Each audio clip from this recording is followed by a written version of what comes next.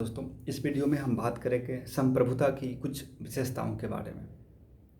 संप्रभुता की पहली विशेषता है सार्वभौमता, यानी कि यूनिवर्सलिटी।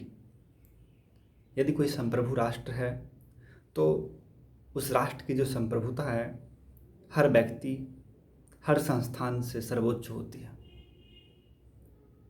उस देश का जो नियम कानून है हर संस्थान, हर व्यक्ति पे लागू होता है। संप्रभुता का एक आध केस में एक्सेप्शन भी है, जैसे जो राजदूत जहाँ पे रहते हैं किसी भी राष्ट्र के, हमारे देश में विदेश के राजनयिक रहते हैं, कहा जाता है कि जहाँ पे वो लोग, राजदूतों का जो आवास होता है, वह जहाँ पे वो रहते हैं, उनका जो ऑफिस है, वह उस देश की संपत्ति होता है जहाँ का वो दूतावास है। तो ये एक एक्सेप्शन केस है। इसमें एक्सेप्शन ये इसलिए है कि हम लोग अंतर्राष्ट्रीय समझौतों का सम्मान करते हैं। यदि हम सोच लें कि नहीं, अंतर्राष्ट्रीय समझौतों का सम्मान नहीं करना है, फिर तो इस चीज़ को भी हम लोग ख़त्म कर सकते हैं। कहने का मतलब, संप्रभुता हमेशा कायम रहेगी और हमारे देश या हमारे राष्ट्र जो एक संप्रभु राष्ट्र होता है, उसके संपूर्ण भाग पर, हर एक संस्थान पर, हर एक व्यक्ति पे ये लागू होता है।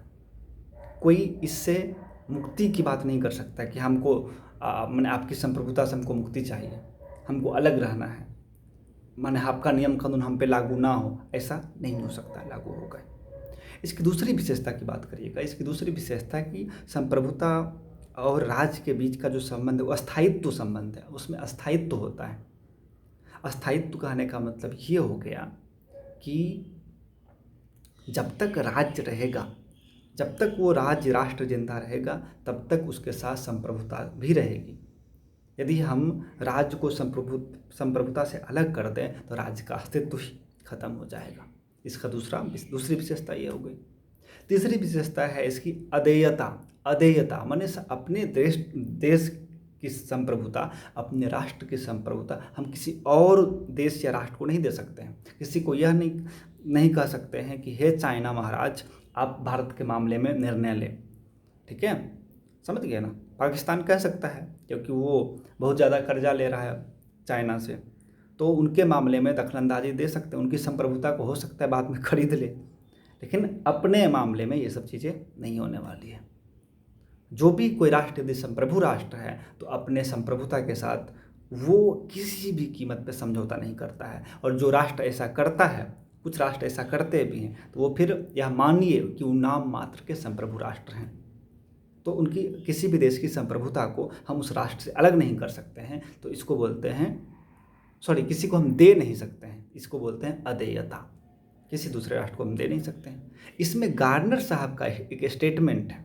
ठीक है, गार्नर साहब ने कहा है कि संप्रभुता किसी भी राज्य या किसी भी स्टेट का व्यक्तित्व है, उसकी आत्मा है। जिस प्रकार आप किसी को अपना व्यक्तित्व नहीं दे सकते हैं, किसी को अपनी आत्मा नहीं दे सकते हैं, उसी तरह राज्य की संप्रभुता भी किसी को नहीं दी जा सकती है। ठीक है, तो ये था अदेयता।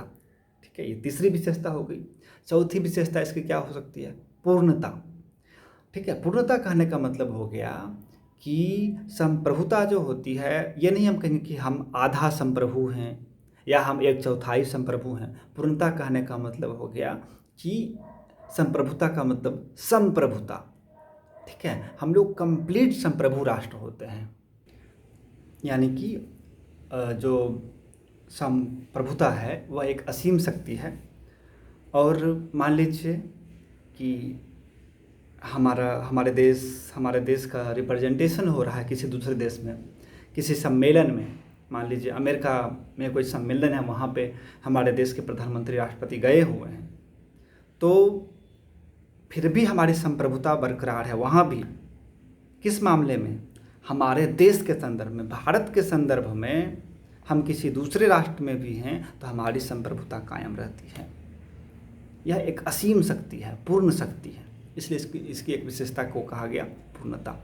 इसकी एक और विशेषता है, इसको कह सकते हैं हम अविभाज्यता। अविभाज्यता का कहने का क्या मतलब? रूसो साहब का एक स्टेटमेंट है कि संप्रभुता कि विभाजिता एक धोखा है, यानी कि संपूर्णता जो आपका संप्रभुता है वो विभाजित नहीं हो सकती है। ठीक है, विभाजित होने का मतलब उसको हम बांट नहीं सकते हैं।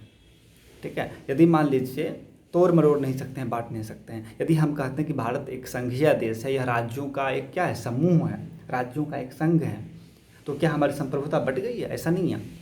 हमने कुछ कुछ अधिकार क्षेत्र बांट दे दिए। हमने ये कहा कि ये राज्य सूची का विषय है, ये समवर्ती सूची का विषय है, ये संघ सूची का विषय है, लेकिन हमारी संप्रभुता एक और पूर्ण है, वह कभी भी विच्छेदित नहीं हो सकती, विभाजित नहीं हो सकती।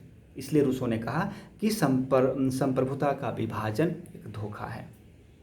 ठीक है, तो हमने इस तरह से इसकी कुछ विशेषताओं को देखा। आज के लेक्चर में बस इतना ही है। बहुत बहुत धन्यवाद। जय हिंद।